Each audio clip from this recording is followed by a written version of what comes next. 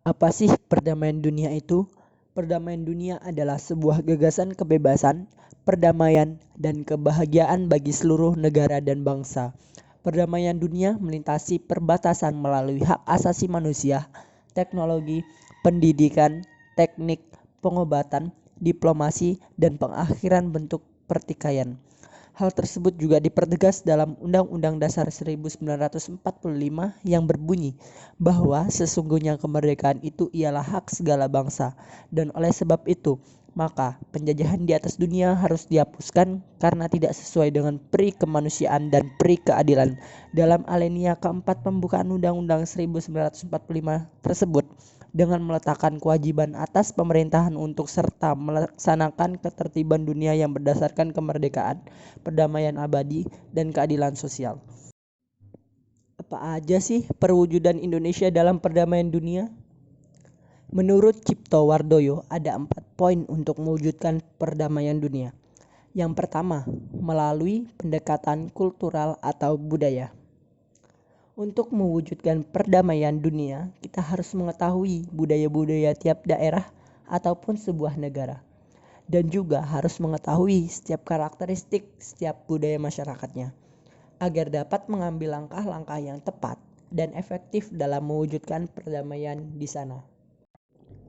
Kedua, melalui pendekatan sosial dan ekonomi. Pendekatan sosial dan ekonomi agar tidak ada lagi masalah kesejahteraan dan faktor-faktor sosial di masyarakat yang turut berpengaruh terhadap upaya perwujudan perdamaian dunia.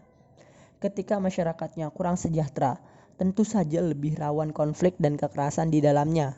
Masyarakatnya yang kurang sejahtera biasanya bersifat acuh tak acuh akan keadaan sekitarnya. Ketiga, melalui pendekatan politik. Pendekatan budaya dan sosial ekonomi saja belum cukup efektif untuk mewujudkan perdamaian dunia. Perlu adanya campur tangan politik, dalam artian ada agenda politik yang menekankan dan sebagai media terwujudnya perdamaian dunia, terutama dalam konflik suatu negara maju yang ingin memajukan negaranya dengan konflik. Pasti butuh penekanan besar agar tidak terjadinya hal tersebut. Keempat, melalui pendekatan religius atau agama. Pastinya seluruh umat beragama menginginkan adanya suatu perdamaian, karena tidak mungkin ada agama yang menginginkan kehancuran. Maka dari itu, setiap kita yang mengaku beragama dan bertuhan tentu harus memiliki kepedulian dalam turut serta mewujudkan perdamaian dalam skala masyarakat maupun skala internasional. Tahu nggak sih apa itu Perserikatan Bangsa-Bangsa atau sering yang disebut PBB? PBB adalah organisasi internasional yang didirikan pada tanggal 24 Oktober 1945 untuk mendorong kerjasama internasional. Badan ini merupakan pengganti Liga Bangsa-Bangsa dan didirikan setelah Perang Dunia Kedua untuk mencegah terjadinya konflik serupa. Pada saat didirikan, PBB memiliki 51 negara anggota. Saat ini, PBB memiliki 193 anggota. Selain negara anggota, beberapa organisasi internasional dan organisasi antar negara mendapat tempat sebagai pengamat permanen yang mempunyai kantor di markas besar PBB, dan ada juga yang hanya berstatus sebagai pengamat. Indonesia resmi menjadi anggota Perserikatan Bangsa-Bangsa ke-60 pada tanggal 28 September 1950 yang ditetapkan dengan resolusi Majelis Umum PBB nomor A/RES/491 tentang penerimaan Republik Indonesia dalam keanggotaan di PBB. Kurang dari 1 tahun setelah pengakuan kedaulatan Indonesia oleh Belanda dalam konferensi meja bundar di Den Haag pada tanggal 23 Agustus sampai 2 November 1949. Pada masa konfrontasi Indonesia-Malaysia pada Januari 1965, sebagai reaksi atas terpilihnya Malaysia sebagai anggota tidak tetap Dewan Keamanan PBB, Soekarno marah. Indonesia memutuskan untuk mundur dari PBB.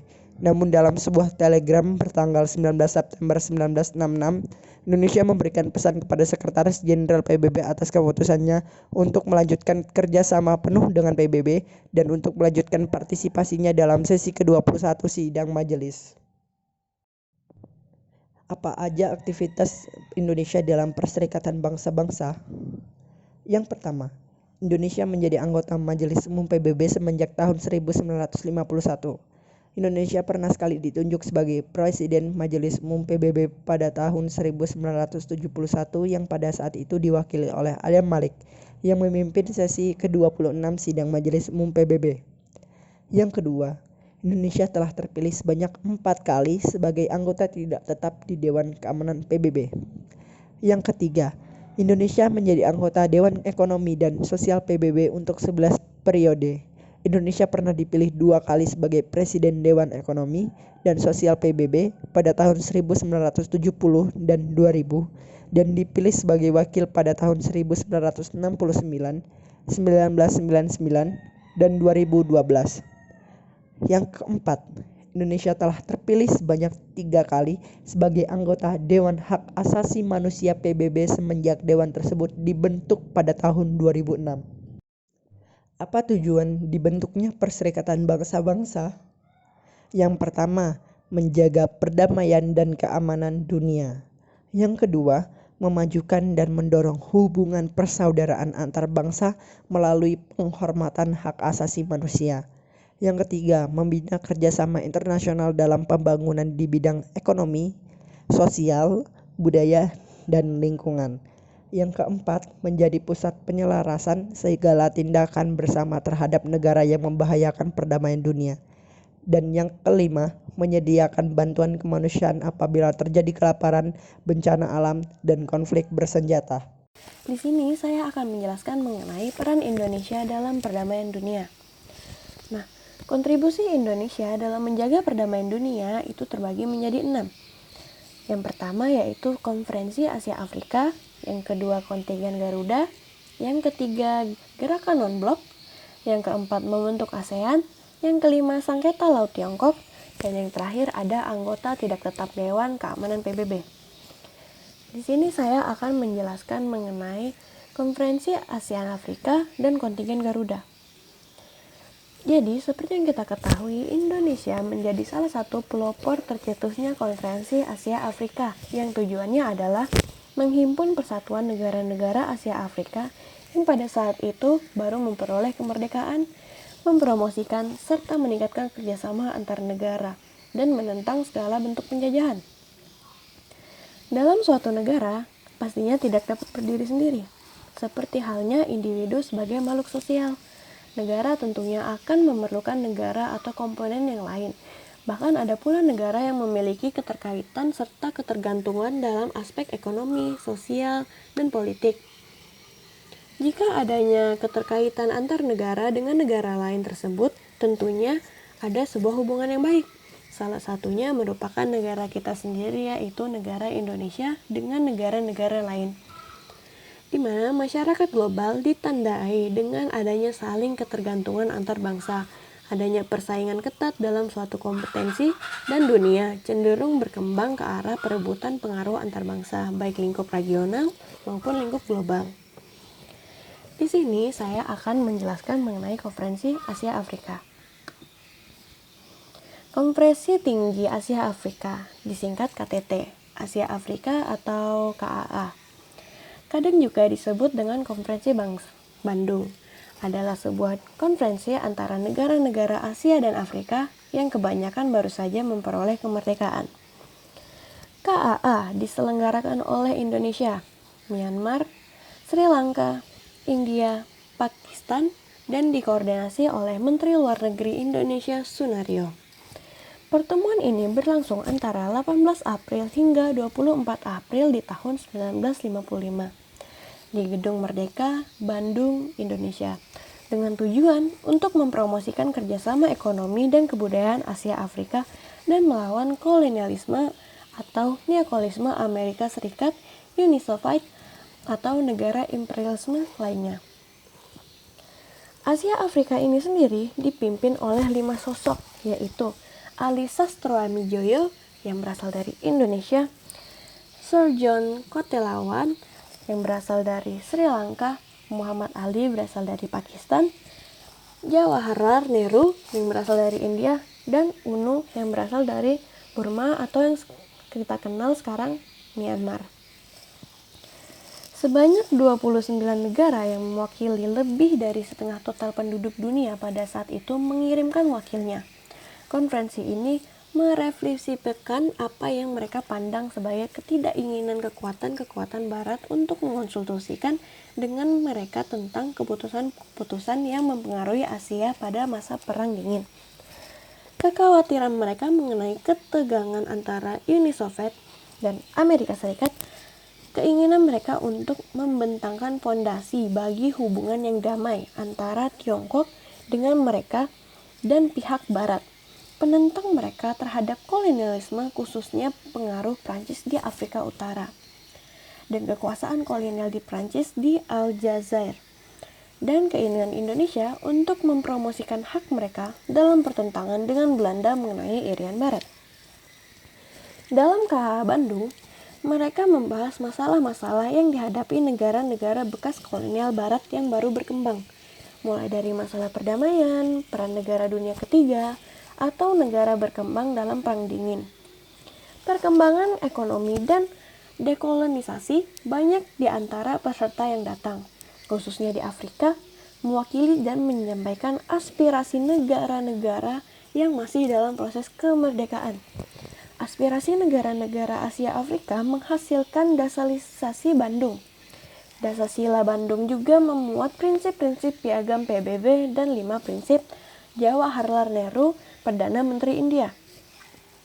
KAA kali ini memiliki 2 momentum penting bagi Indonesia. Pertama, mempromosikan konsep poros maritim dunia, khususnya dalam rangka persiapan Indonesia menjadi ketua kerjasama kawasan Samudra Hindia atau Indian Ocean Rim Association (IORA) pada akhir 2015 sampai 2017. Sesuai dengan esensi konsep poros maritim dunia, pada tataran operasional Indonesia akan menjadi role model sebagai negara maritim dan kepulauan terbesar di dunia. Kedua kekuatan maritim Indonesia bukan hanya memberikan keuntungan bagi Indonesia, melainkan juga negara ataupun kawasan lain.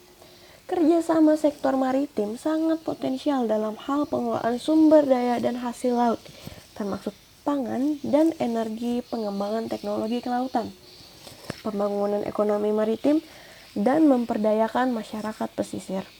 Selain pembangunan sektor kelautan Indonesia, pertemuan KAA dapat menjadi momentum bagi Indonesia untuk membagikan pengalaman berdemokrasi dan mengajak negara-negara KAA untuk berupaya sungguh-sungguh dalam mengimplementasikan prinsip-prinsip demokrasi.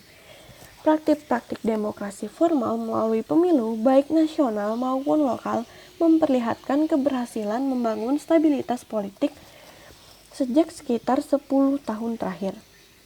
Hal lainnya seperti kebebasan pers, kebebasan berorganisasi, dan berpendapat menjadi bukti bahwa Indonesia konsisten dalam mendorong demokrasi di berbagai tingkat nasional dan lokal. Namun demikian, memang belum seluruh pilar-pilar demokrasi Indonesia tegak secara optimal. Selanjutnya, saya akan menjelaskan mengenai kontingen Garuda. Indonesia sudah sejak lama berperan dalam mengirimkan pasukan penjaga perdamaian dalam berbagai misi Perserikatan Bangsa-Bangsa atau disingkat sebagai PBB. Nah, apa sih kontingen Garuda itu? Kontingen Garuda sendiri memiliki artian di mana pasukan Tentara Nasional Indonesia yang ditugaskan sebagai pasukan perdamaian di negara lain. Nah, Indonesia sendiri mulai turut serta mengirimkan pasukannya sebagai bagian dari pasukan penjaga perdamaian PBB sejak tahun 1957 hingga sekarang. Sebagai negara yang pertama kali mengakui kemerdekaan Indonesia sebagai de jure dan negara yang gigih mendukung Indonesia saat terjadi sengketa dengan Belanda, Mesir pernah mengalami konflik militer berskala besar seperti krisis Sus pada tahun 1956. Yang dimana memerlukan perhatian internasional Indonesia membalas budi Mesir melalui mekanisme diplomasi di PBB yang mendukung agar PBB mengirimkan pasukan perdamaian untuk membantu meredakan krisis tersebut.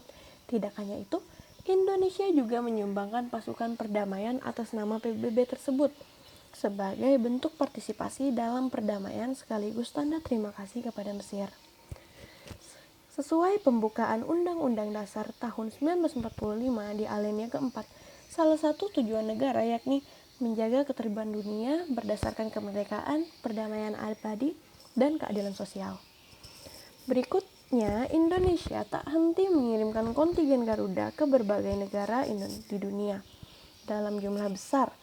Menurut Kamenlu, Indonesia menjadi kontributor terbesar ke-10 pasukan pemelihara keperdamaian PBB dari 124 negara menyumbang pasukan. Kontribusi pasukan perdamaian Indonesia ke misi pemeliharaan perdamaian PBB merupakan wujud pelaksanaan mandat konstitusi yang mengamanatkan Indonesia untuk ikut melaksanakan ketertiban dunia.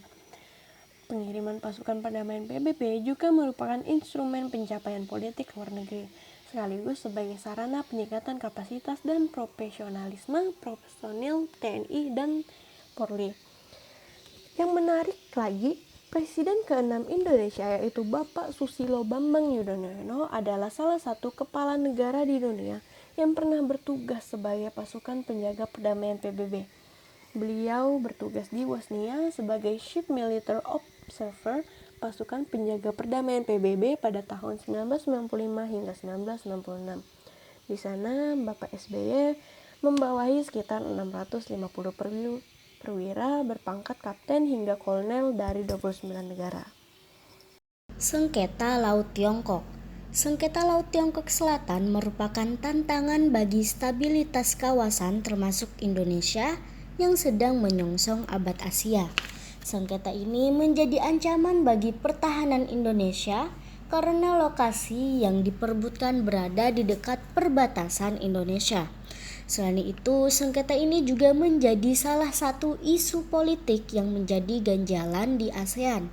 Oleh karena itu, Indonesia sebagai negara yang memperjuangkan kepentingannya maupun sebagai pemimpin alami ASEAN berupaya menyelesaikan sengketa tersebut melalui jalan damai, yaitu melalui Declaration of Conduct atau disingkat dengan DOC pada 2002. Indonesia sampai sekarang memiliki peran yang sangat besar untuk menciptakan perdamaian di Laut Cina Selatan. Indonesia pada akhirnya menginginkan negara-negara yang terlibat untuk merumuskan Code of Conduct, yaitu sebuah kesepakatan bersama yang mengatur apa saja dan tidak boleh dilakukan di wilayah sengketa. Indonesia dan Perserikatan Bangsa-Bangsa. Perserikatan Bangsa-Bangsa disingkat sebagai PBB, merupakan organisasi internasional yang didirikan pada tanggal 24 Oktober 1945 untuk mendorong kerjasama internasional. Badan ini merupakan pengganti dari Liga Bangsa-Bangsa dan didirikan setelah Perang Dunia II untuk mencegah terjadinya konflik serupa. Indonesia resmi menjadi anggota Perserikatan Bangsa-Bangsa ke-60 pada tanggal 28 September 1950. Adapun salah satu tujuan dari Perserikatan Bangsa-Bangsa yaitu menjaga perdamaian dan keamanan dunia. Pencapaian Indonesia di Dewan Keamanan atau disingkat dengan DK pada Perserikatan Bangsa-Bangsa yaitu pada ketika pertama kali terpilih sebagai anggota tidak tetap DKPBB periode 1974 sampai 1975. Selanjutnya Indonesia terpilih untuk kedua kalinya menjadi anggota tidak tetap DKPBB untuk periode 1995 sampai 1996. Pada tahun 2007, Indonesia terpilih lagi untuk ketiga kalinya sebagai anggota tidak tetap DKPBB untuk masa bakti 2007 sampai 2008. Nah, pada masa ini Indonesia konsisten menyerukan untuk berdirinya negara Palestina untuk merdeka dan diakui dunia, menyerukan keterlibatan internasional yang berimbang dalam penyelesaian konflik Israel-Palestina, menyerukan agar kedua belah pihak mematuhi parlementer perdamaian yang ditetapkan oleh PBB. Selanjutnya yaitu gerakan non-blok.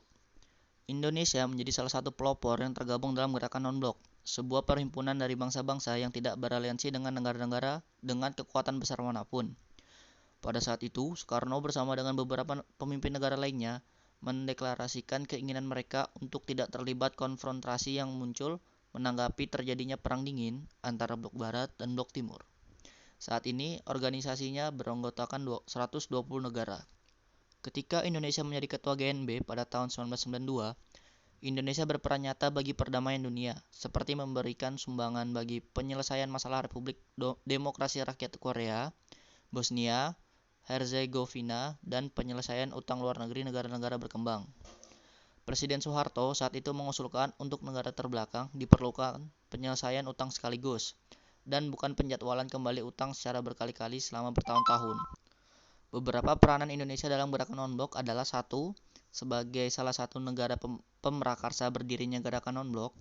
Yang kedua, sebagai salah satu negara pengundang pada konferensi tingkat tinggi GNB 1. Yang ketiga, menjadi ketua GNB pada 1992 hingga 1995, serta menjadi tuan rumah penyelenggara KTT ex-GNB di Jakarta. Keempat, Indonesia juga turut memecahkan masalah-masalah dunia berdasarkan perdamaian dunia, memperjuangkan HAM dan tata ekonomi dunia yang berdasarkan pada asas keadilan. Selanjutnya yaitu membentuk ASEAN. Indonesia dan Malaysia sempat berkonfrontasi, akhirnya berdamai. Kedua negara bersama Asia Tenggara lainnya, Singapura, Thailand, Filipina, merasa perlu untuk menciptakan perdamaian antar negara di kawasan Asia Tenggara. Akhirnya pada tahun 1967 terbentuklah ASEAN untuk mempererat hubungan politik, sosial, dan ekonomi keamanan di negara Asia Tenggara. ASEAN adalah sebuah himpunan dari bangsa-bangsa Asia Tenggara yang dimana merupakan organisasi geopolitik dan ekonomi negara-negara di kawasan Asia Tenggara.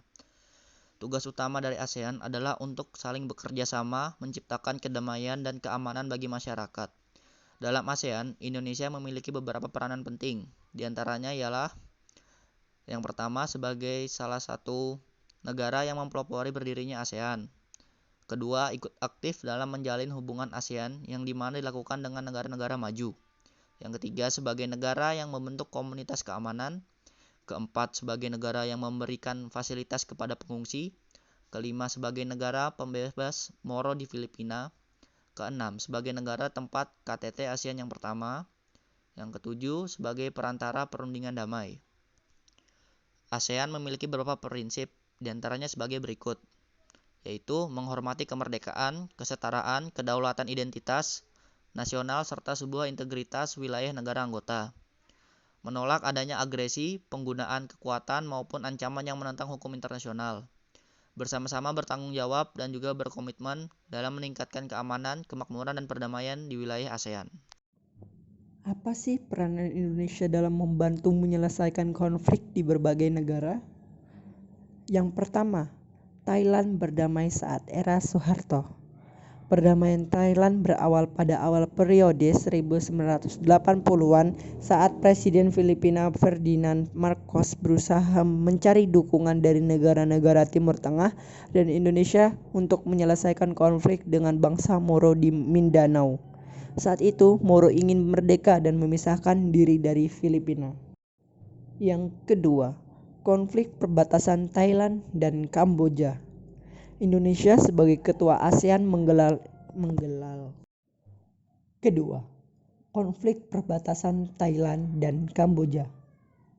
Indonesia sebagai ketua ASEAN menggelar informal ASEAN Foreign Minister Meeting atau pertemuan informal para menlu ASEAN dengan agenda tunggal pembahasan penyelesaian konflik Thailand dan Kamboja. Konflik kedua negara terjadi di satu kuil kuno di perbatasan kedua negara yang disengketakan. Dalam pertemuan itu membahas perdamaian Thailand dan Kamboja. Indonesia sebagai mediator tercapai ketika Menteri Luar Negeri Marty Natalegawa mampu mendamaikan kedua negara di PBB pada 14 Februari 2011. Indonesia kemudian membawa masalah Mindanao ke Forum Menteri Luar Negeri negara Muslim. Dibentuk Komite 6 dengan Indonesia sebagai ketuanya. Indonesia dipilih karena menjadi negara muslim terbesar, punya kepemimpinan yang kuat di kawasan ASEAN, dan punya pengalaman menengahi konflik di Kamboja. Sekian presentasi dari kami. Kurang lebihnya mohon dimaafkan. Semoga bermanfaat. Wassalamualaikum warahmatullahi wabarakatuh.